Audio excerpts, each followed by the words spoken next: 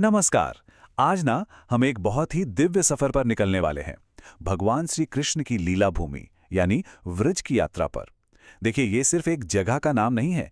ये तो इतिहास और आध्यात्मिकता की वो कहानियां हैं जो यहाँ की हवा तक में घुली हुई हैं। तो चलिए शुरू करते हैं ये सफर।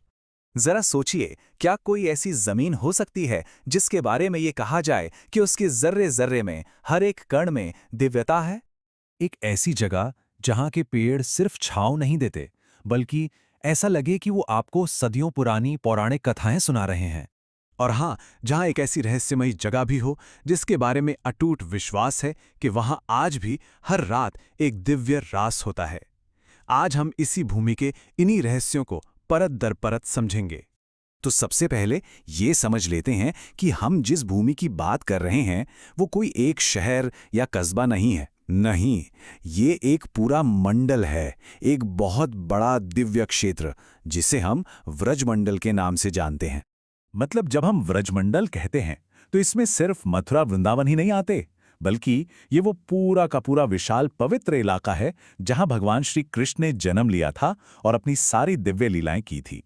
और पता है ये कितना बड़ा है? पारंपरिक माप के हिसाब से देखें तो ये 84 कोस में फैला है। मतलब करीब करीब 250 किलोमीटर का दायरा। आप सोचिए, ये एक विशाल आध्यात्मिक भूगोल है जहां सच में हर कदम पर एक कहानी आपका इंतजार कर रही है। और इस इतने बड़े विशाल व्रजमंडल के ठीक केंद्र में, मतलब इसके दिल में जो जगह है वो है मथुरा। यही वो पॉइंट है, वो धुरी है जहां से हर तीर्थ यात्रा शुरू होती है। तो चलिए अब मथुरा की आत्मा में और गहरे उतरते हैं और समझते हैं कि समय के साथ इसका रूप कैसे बदला, कैसे ये जगह एक साधारण जंगल से आस्था के सबसे बड़े केंद्र में ट्रांसफॉर्म हो गई। देखिए, मथुरा का इतिहास सिर्फ श्री कृष्ण के जन्म से ही शुरू नहीं होता। अरे, इसकी कहानी में तो कई परतें हैं। बहुत पुराने जमाने में ये मधुवन था, एक तपोभूमि जहां ऋषि ध्रुव ने तपस्या की थी। फिर ये मधु नाम के एक राक्षस की नगरी बनी, मधुपुरी। उसके बाद भगवान राम के भाई शत्रुघ्न ने यहां आकर धर्म की फिर से स्थापना की और आखिर में ये भगवान श्री कृष्ण की जन्मभूमि के रूप में पूरी दुनिया में मशहूर हुई। तो आप देख रहे हैं, ये सिर्फ एक टाइमलाइन नहीं है, ये इस भूमि पर परत दर परत आध्यात्मिक ऊर्जा का जमाव है।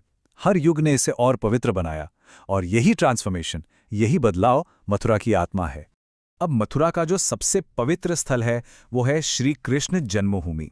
मान्यताओं के अनुसार यहाँ पर जो सबसे पहला मंदिर था वो भगवान कृष्ण के पड़पोते वज्रनाभ ने बनवाया था। उसे केशव देव मंदिर के नाम से जाना जाता था। बाद के इतिहास में उस मंदिर के विध्वंस के बाद मुगल बादशाह औरंगजेब द्वारा यहाँ एक मस्जिद बनवाई गई।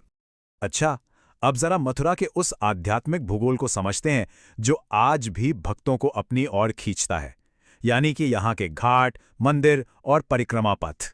आपको पता है, मथुरा में पवित्र यमुना नदी के किनारे एक या दो नहीं, पूरे 24 प्रमुख घाट हैं और हर एक घाट की अपनी एक कहानी है, अपना एक अलग ही महत्व है।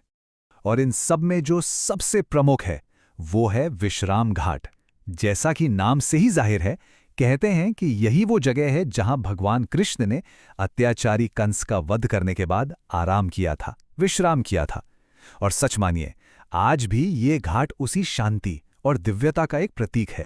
एक और बड़ी दिलचस्प मान्यता है यहाँ की। कहा जाता है कि मथुरा नगरी की रक्षा चारों दिशाओं से स्वयं भगवान शिव करते हैं।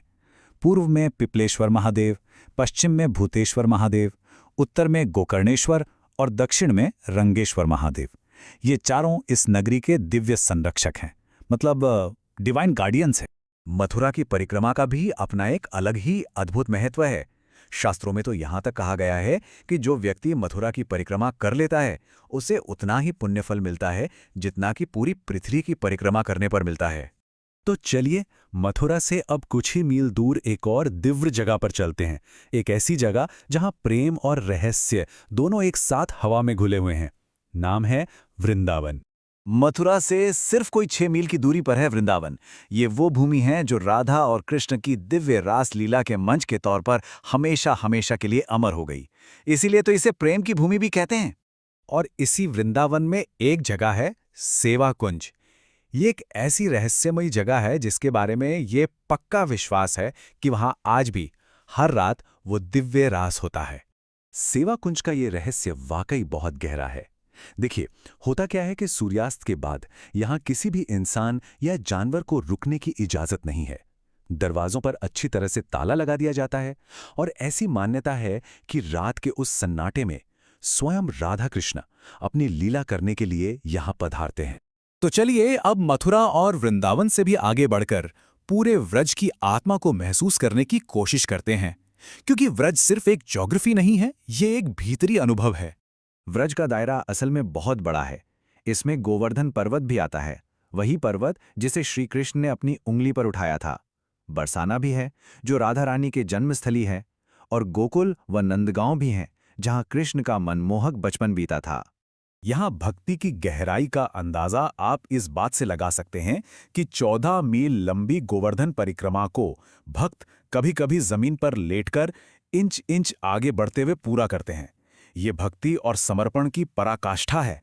और आखिर में जो सबसे महत्वपूर्ण बात है वो यही है कि व्रज सिर्फ एक जगह का नाम नहीं है, ये एक अनुभव है। एक ऐसा अनुभव जहाँ की धूल में भी भक्ति है और हवा में भी राधे राधे का जाप गूंजता हुआ सुनाई देता है। तो सवाल ये उठता है कि अगर कोई भूमि एक अनुभव बन सकती है, तो फिर वो किसी भी इंसान को अपने भीतर कौन सी यात्रा शुरू करने के लिए आमंत्रित करती है? ये एक ऐसा सवाल है जो सोचने पर मजबूर करता है।